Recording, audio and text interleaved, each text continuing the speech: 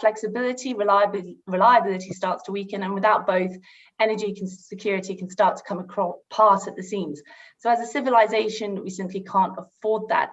We're at the juncture of a major change, obviously, with the global energy transition. The vast majority of this disruption is positive, and it seems a good time to ask what we should be keeping an eye on. But before we do that, I'd like to ask our three speakers who've joined us today, thank you very much, to kickstart the conversation with their opinion on the top news stories, which should be showing on the screen right now. Please may I start with Dr. Lopez. He's Senior Manager, Energy Auditor and Consultancy for Smart for Power. Which story would you choose, pleise? Dr. Lopez, well, and why? Why does it grab your eye? I'm going to go for the first one, not because it is just up there, but because I've got a little bit of a passion for carbon, to be honest. And I think that 600% gain in carbon prices is definitely a good way of putting a price to the environmental impacts that we will cause if we don't do it. So that will, because people do not understand tons of carbon credits, carbon certificates, saving energy, even that is not until you actually put it into money. And that is a good way of actually converting that abstract concept of carbon emissions, which is doing harm in a not so clear way or so direct way, so that people forgets about it, and that needs to be kind of embedded into people's mind and companies' accounts, probably even more importantly, since the companies are very responsible for that. So that is my pick of the day. Of course, saying 600% gain in carbon prices is a massive generalization, because we don't have a singular carbon price on a singular market. So generally, there's a lot more to that story than meets the eye. But sticking with that general theme, do you think that a figure like 600%, do you think that will scare people, put them off? Or do you think it's going to be in line with what people realize is a huge undertaking that we still have to do? Well, actually, the 600%, because that is the problem, is that there is no absolute values there. So the problem is that the price of carbon is very low at the moment. So that is why it is growing so big. But I mean, any tax on carbon eventually will have some impact, and it's typically the consumers who pays it. So even if I was saying about the companies, they will eventually pass it to the consumers, who are the ones that pay all the taxes at the end of the day. So it is a little bit of a difficult situation. The 600%, as I say, is due to that. But there has to be a way, and as you say, there are many carbon prices depending on where they come from, the carbon savings, etc. But all in all, you need to recognize that any carbon saving is good for the environment, and the ones that are costing probably more to do, probably they should be rewarded even more. The ones that do have extra benefits, like social benefits, or kind of they come at a more expensive because it's more difficult to do, etc. So that's why I think that it needs to be like that. And then once we establish a normal price, then it will not be 600% anymore. It might actually go with the inflation, which is the 2% that everyone is more used to do. No? I think that's a little way away, but of course that is the goal, in order to have a healthy, robust market that's in line with general economic growth and general economic movements as well. Next up is Yana Popkostova, founder and managing director for the European Centre for Energy and Geopolitical Analysis. Yana, thank you for joining us as well. What grabs your eye, please, from that list? Good morning, Michelle. Good morning, everyone. Happy belated International Women's Day to you, Michelle, and to all the ladies that are watching us. And to honor, I think, the week of the woman, I have to pick the title of ensuring gender equitable transition. I think this is an issue that we will never get enough of discussing, especially in the current context. I think to promote and accelerate the net zero transition and place us on a path where we not only push forward the low carbon transformation of our societies, but also achieve the holistic goals of the Sustainable Development Agenda, diversity is critical, if not the key vector. Conceiving solutions for vastly changing energy system is challenging as it is, but what compounds the issue to a certain extent might be the field approach that we often take, and the lack of built-in inclusion in the corporate fabrics to truly embrace meritocracy. Energy leadership today remains homogeneous across the sector. This is something that continues to be the case despite initiatives around diversity literally mushrooming across the sector. But most of those initiatives are done from compliance-driven incentives, and they barely lead to progress on metrics related to inclusion and empowerment of the minority groups. And I think women is only one part of those groups. We need to think about people of color, LGBTQI community, minorities. So I think it's important for us to discuss today, but also increasingly throughout the transition process, how to put in place holistic HR programs that build a collective understanding of why it is important to leverage the collective wealth of knowledge to explore and combat the cognitive biases in recruitment and investment of employees, but also to provide coaching on eradicating confidence gaps and uplifting of diverse talent. So I think that collective wealth you just mentioned about collective wealth, and that is a key point here. There's so many studies now, and there have been for 5 to 7 years, very reputable studies coming out saying that better diversity in the workplace can increase economic gains by 50 to 62%. So as you touched on that, economic wealth is critical. Omar, we're going from carbon pricing to gender equality. What are you going to bring us from the list? We have Omar Sada, key account manager at Yellow Door Energy. Yes, hi everyone. So at Yellow Door Energy, we focus on distributed generation by providing solar energy solutions to businesses, commercial and industrial. So something that resonates quite well with that theme is what's going on in Texas at the moment with the installation of this mega battery. So I'd like to focus on that topic for today. Do we have a story from the list, Omar? Yes. Number 9, Tesla building mega battery for Texas grid. Great. Correct.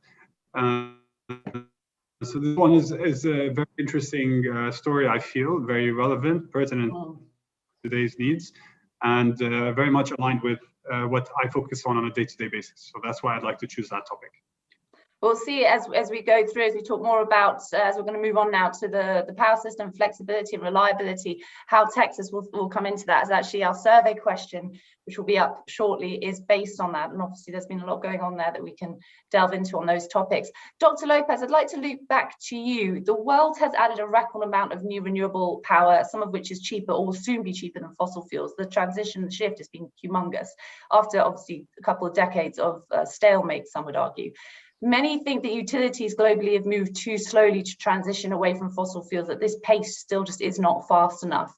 With that in mind, what do you think needs to happen this year? What step changes or support factors need to happen this year to accelerate that change and in turn improve the flexibility and reliability of the overall system?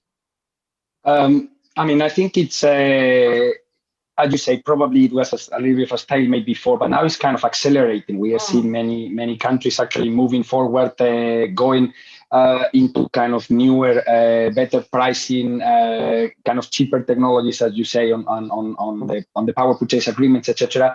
So I think the most successful countries where that actually happens is where there is a stability, there is a legal framework establishing kind of a reliable environment for the companies to invest. I mean, we are here in the UAE, and that is one of the examples that we are seeing here, where super low prices for this and any other prices. You can see, for example, what happened in my country, in Spain, when they started kind of moving forward. It was very interesting. Then suddenly they cut the tap, and then everyone was very upset. Now that they have already started to move a little bit forward and to open up, then things start happening. So it is a little bit of this. I think is the key element that needs to be established. Kind of a strong, stable regulatory framework that levels the field for everyone to be able to play, and then the best technologies will come after. Do you think that enough progress has been made on that front? Obviously, I mean, when we're talking on a global basis, it's impossible to give a quick answer on that. Yeah, I mean, on a global basis, as you say, no. Individual countries, probably yes. I mean, we have seen that China is making big kind of leaps in that one, and other countries, they are actually coming in that league. So yeah, it's different leagues, but in the right. How is India doing? Obviously, it's also got huge population, blackout problems, grid issues. Yes, I don't have it in the top of my head. I mean, actually, that they answer the details for India in particular, so I cannot answer on that one in particular. Sorry about that. No, not at all. But that does lead us on. We're talking there about the grid and the reliability of grid, and there are many countries that still don't have that quite yet. And part of that is the energy efficiency overall and how technology feeds into that. Omar, I just want to pick your brains on what are 2 key pillars of flexibility and reliability. So energy efficiency delivers more than 40% of reduction in energy related greenhouse gases over the next 20 years in the IEA's sustainable development scenario. It's a big figure, which we're very, very far away from right now. The agency is warning that energy efficiency has actually been declining since 2015, and this stress has been intensified by COVID-19. So we're really not going in the right direction yet. So what role can or should technology, including digital tools, start playing to get us back on track this year? Absolutely. So technology is definitely a factor that will play in the reduction of carbon emissions. It is definitely something that has, if you look at, for example, the solar energy industry has evolved a lot over the last few years and has enabled us to increase the size of installations in a small in a small area, like on a rooftop, which again provides less pressure on the grid as well. Now, under the roof as well, there's a lot of technologies that are being adopted to reduce energy consumption. Big buzzword these days is artificial intelligence for building management systems. This is something that we are seeing actually as quite a practical solution, but I think that's one end of the spectrum where you have an overlay on the equipment building management system, and you allow this artificial intelligence program to control the equipment and how it's being used inside the facility. For residential buildings, for example, this can have a pretty dramatic impact. But even if you look at some of our customers, our commercial industrial customers who have very large energy consumption as well, cost of energy has become front and center for a lot of them, especially during the pandemic, because they're very concerned about how they can reduce unnecessary waste. And energy is a big opportunity to reduce costs. It's a big opportunity, therefore, because of the correlation to reduce carbon emissions. And we've been talking to a lot of our customers about that specifically. How can you eliminate waste? They're getting smarter about metering their energy consumption.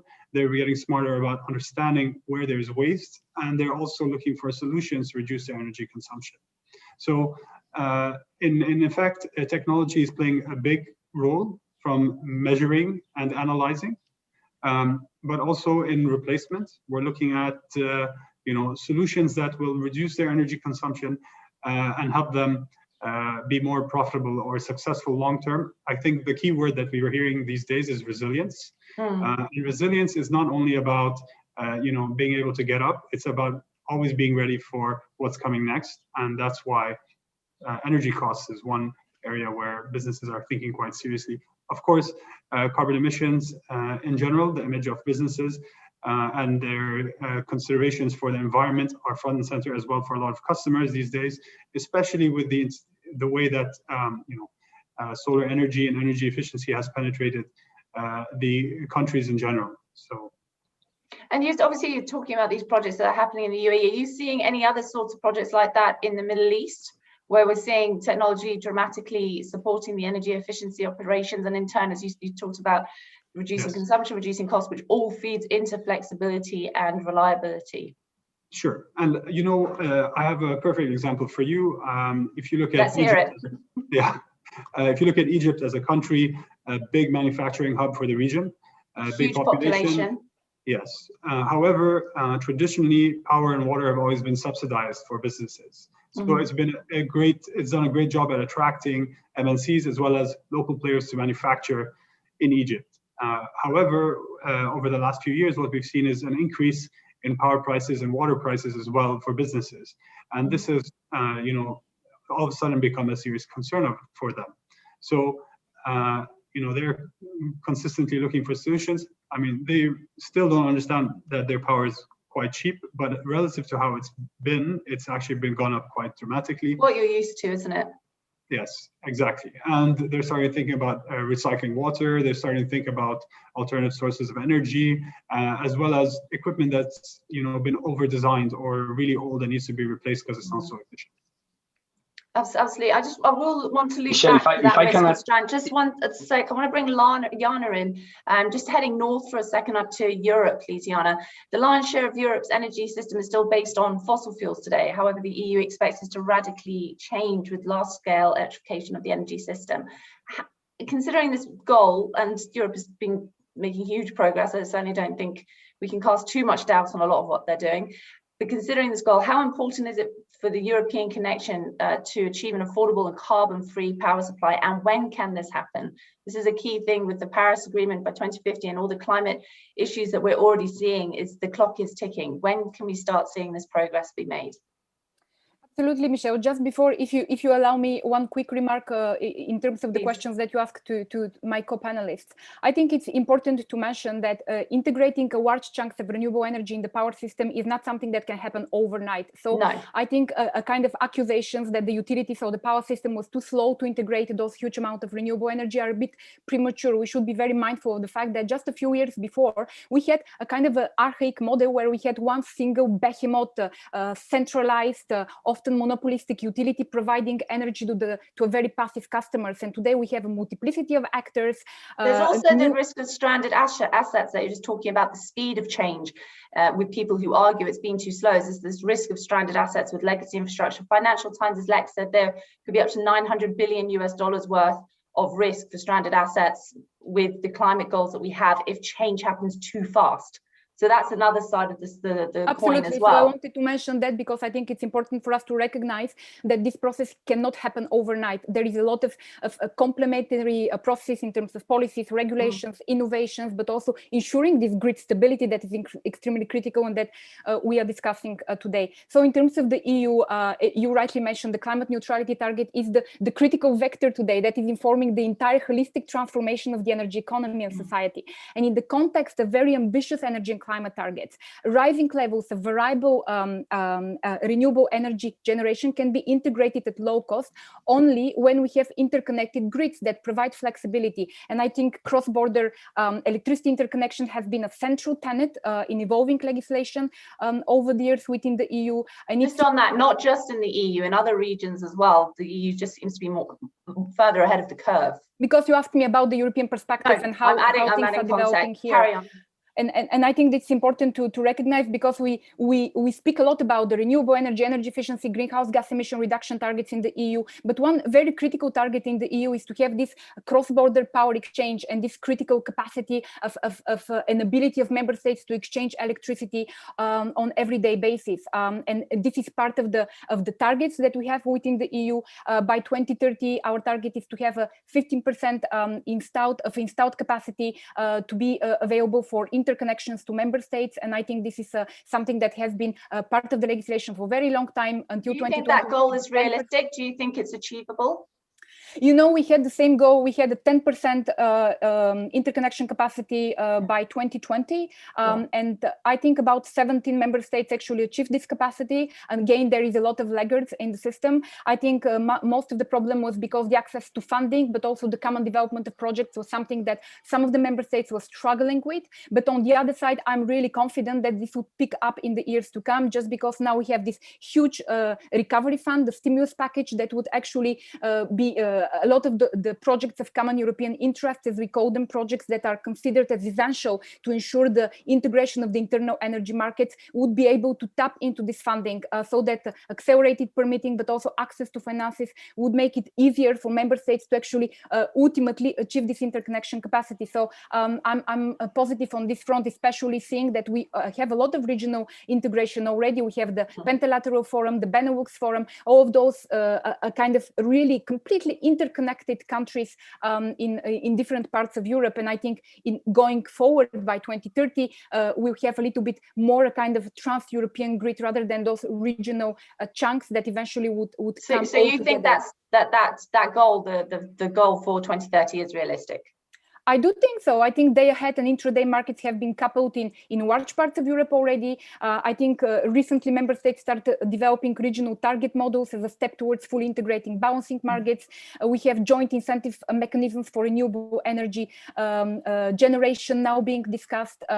Even we have discussions on transcontinental links, delivering a kind of renewable energy to the transmission grid of the EU from Africa and Asia. I worked on a project for the European Commission 2 years ago, exploring the viability of actually getting renewable energy from Asia or Africa and connecting it to the really integrated transmission grid of the European. And more recently, we're hearing about the Middle East and having their near-term to long-term goals with green hydrogen and that absolutely as well. Yes, I want to go loop back to Dr. Lopez. You had something to say, and then as soon as we've done that, we'll move on to the survey question. Dr. Lopez.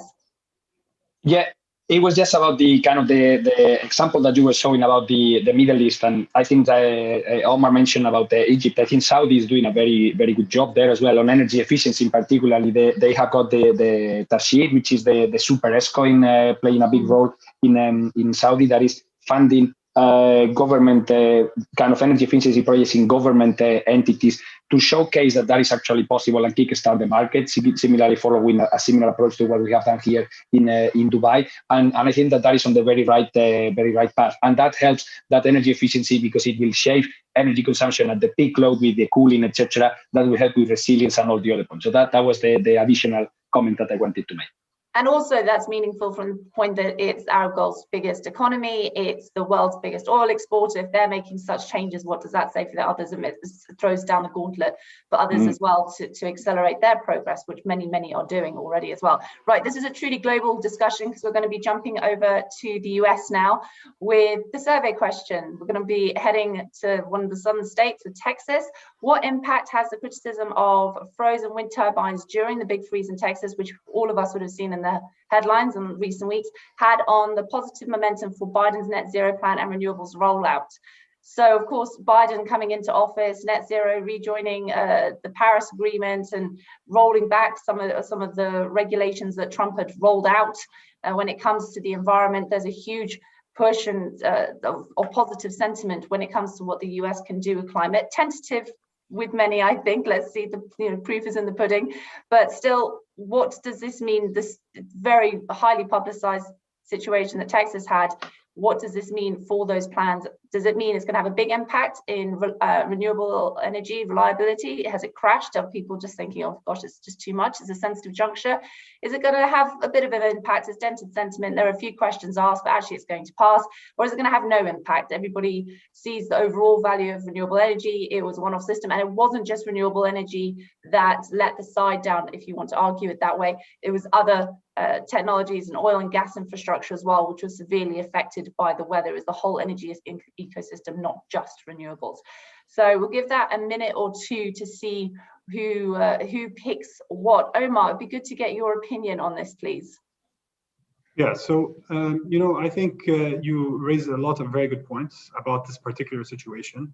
When these wind turbines did freeze, it definitely caught a lot of attention because it was something really unexpected. When you make a decision to invest in a project like that, you think long term, you look at trends to decide what equipment to use, and it's really unfortunate that this event happened, but it is an anomaly. So I think as well, if you look at the people on the ground, one of the biggest challenges they had was heating, which is a lot of the time done with gas. In a place like Texas, heating is not really a high priority. So electricity is an alternative. Gas maybe not for everyone. When the grid goes down, it's a huge shock. But let's of course not forget that a lot of the oil and gas infrastructure also did freeze, which limited as well supply of regular conventional, if you want to say, generation sources shutting down. So I think wind will definitely bounce back. It's been a huge success in the energy space in general, especially in areas where there's good concentration of wind. I think that it's an interesting story, and that's why it's caught a lot of attention. But I think long term, I think people will have to rely on wind because of the success it's demonstrated in the utility space in areas with high concentrations of wind. Okay, let's see who agrees with you. I agree with you.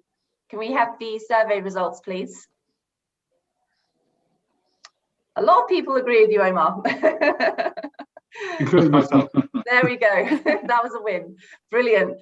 Dr. Lopez, what do you think about that result? I was going to say pretty much the same. I mean, I think the visual impact it will stick because it's an image and it will stick into your mind like, oh, this is what happens. And then if you're particularly close to the situation or even suffering it will make it even bigger then. But then at the end of the day, you'll forget it, and then you say, well, 365 days out of, or 360 days out of 365, those ones are spinning and are actually giving me some good energy. So, well, they fail. Well, my car even fails as well. So what is the issue? And so it will remain unchanged. I think that was a very good, precise explanation as well from Omar. I think really we can hope as well that lessons will be learned from this and applied to technology, because these extreme climatic situations are not going to go away. That's behind the whole cause. I don't know if I can find this article, but there was someone who had solar and batteries installed at their house, and they were actually quite self-sufficient during the whole outage. So if you want to look at it from a distributed generation perspective as well, this is the power of having that technology in a situation like this. And as costs of batteries continue to decline, you'll see, I believe, more integration of batteries on the household side. And also perhaps we'll see that headline in the news more. Because of course that sort of headline did not dominate this narrative. It was the negative, the risk, are we ready yet?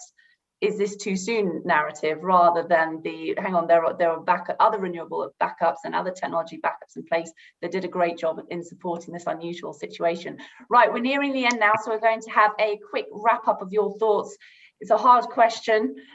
Nobody has a crystal ball, but the best you can, please. What do you see coming up next in the next 12 months when it comes to this? What do you think should be the key priority? If you had to nail it down to one and you had a wish list, what would you put on your wish list for flexibility and reliability and power systems to make major changes in the next 12 months? Yana, start with you, please. Yes, Michelle. So just to follow up to what was said by Omar and Dr. Let's just focus on this bit because we've got our eye on the clock. So your horizon for the next 12 months. I think it's really linked to that. I think what we saw in Texas, it's not going to be a singular event. I think maybe it's not going to be to the same extent, but it really showed how important it is to have regional connections of the grid, because a lot of the problems in Texas was also because the Texas is a kind of a system that is not really well linked to neighboring regions. And I think this is also kind of proving the point why in the EU we push so much this kind of regional interconnections and ability to actually rely on neighbors when something is happening to your system. So flexibility, reliability, and sustainability of the grid going forward would rely not only on finding a really good market design and regulatory framework that would manage to incorporate all the new actors in the system, because today we have a multiplicity of new actors that are providing and coming into the downstream retail space. So this is one thing, but also having this ability to have balancing markets and flexibility through interconnections, but also batteries, hydrogen for seasonality in the system and seasonal balancing of the system would become something that would raise in importance in the years to come. And I think there is a lot of research coming out now after the Texas crisis of different solutions going forward. But I think those three are kind of really the critical ones for me in terms of how you kind of weatherize your system, but also think about the future of providing a kind of multi-dimensional resilience to the system that has a multi-dimensional new actors and new challenges. And having, as you say, that cross-border support system, as we've seen so very clearly recently as Europe is pursuing, is going to be critical, and pushing forward with that as much as possible. Omar, what about you? Yeah, so I think if you're one thing on the wish list for the next 12 months. On my wish list, coupled, I'd like battery technology to be more available and affordable, and that's happening with scale, and as well as artificial intelligence to penetrate more clearly into our day-to-day work, because that can help us predict failures and events, and it can also help us cut a lot of waste. Indeed. Thank you. Dr. Lopez. Okay, I'll have two words: energy efficiency. I think that there is still a lot of low-hanging fruit there that it can be beneficial to actually harvest and to save energy. With all that less energy being used, all the extra batteries will need to be smaller, all the renewable energy will need to be smaller, all the interconnection will need to be. So that is, I think that to me, that is the first one. So that's my wish list, the top of my wish list.